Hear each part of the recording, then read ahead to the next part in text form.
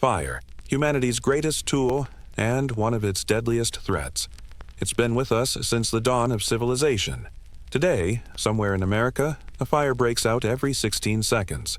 For firefighters, that means constant readiness and a battle that never truly ends. Whether it's a house blaze, a forest inferno, or an industrial disaster, every fire begins the same way: heat, fuel, and oxygen.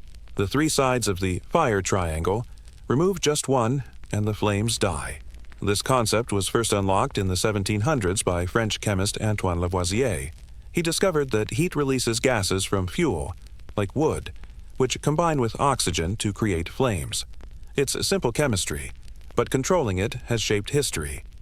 The first organized fire brigade dates back to ancient Rome. Emperor Augustus formed a corps to protect the city, and crafty businessmen like Marcus Crassus even used firefighting for profit, saving buildings for a price. Centuries later, early America relied on bucket brigades, neighbors lining up to pass water from wells to burning homes. It wasn't perfect, but it was survival. The 1700s brought the piston pumper, the first mechanical force to blast water at flames. By the 1800s, steam-powered fire engines, pulled by horses, could stop fires before they consumed entire towns, if they arrived in time. But sometimes, even the best equipment wasn't enough. On October 8, 1871, a barn fire in Chicago turned into a firestorm. High winds and wooden buildings fueled the blaze, destroying a third of the city and leaving 100,000 homeless. It was a turning point. Cities began investing in better equipment and fire-resistant building materials. San Francisco didn't get the memo. In 1906, an earthquake ruptured the city's water mains. With no water to fight the flames, firefighters and the military resorted to blowing up buildings to create fire breaks.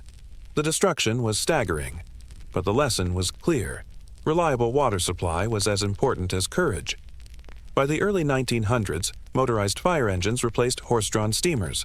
They carried hoses, ladders, and water tanks, getting crews on scene faster than ever before. Soon, firefighters weren't just stopping fires from spreading. They were charging inside to save lives, but fighting from the inside meant facing deadly smoke and extreme heat. In the 1960s, two breakthroughs transformed safety: self-contained breathing apparatus to protect lungs and fire-retardant clothing that could withstand over 1,000 degrees. Training also evolved to handle deadly phenomena like backdraft, when trapped gases ignite explosively after sudden oxygen exposure. Techniques like rooftop ventilation became life-saving tools. Two tragedies redefined fire safety codes. In 1911, the Triangle Shirtwaist factory fire killed 146 workers, most trapped on upper floors. In 1942, Boston's Coconut Grove nightclub fire claimed 492 lives in just 12 minutes. Both disasters led to stricter building codes, sprinkler systems, and emergency exits, protections we take for granted today.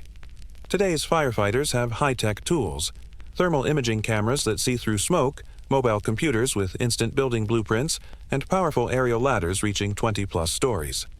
Yet the core of firefighting hasn't changed: courage, teamwork, and the relentless drive to save lives. We may never conquer fire completely, but with every lesson learned, every new tool, and every brave firefighter willing,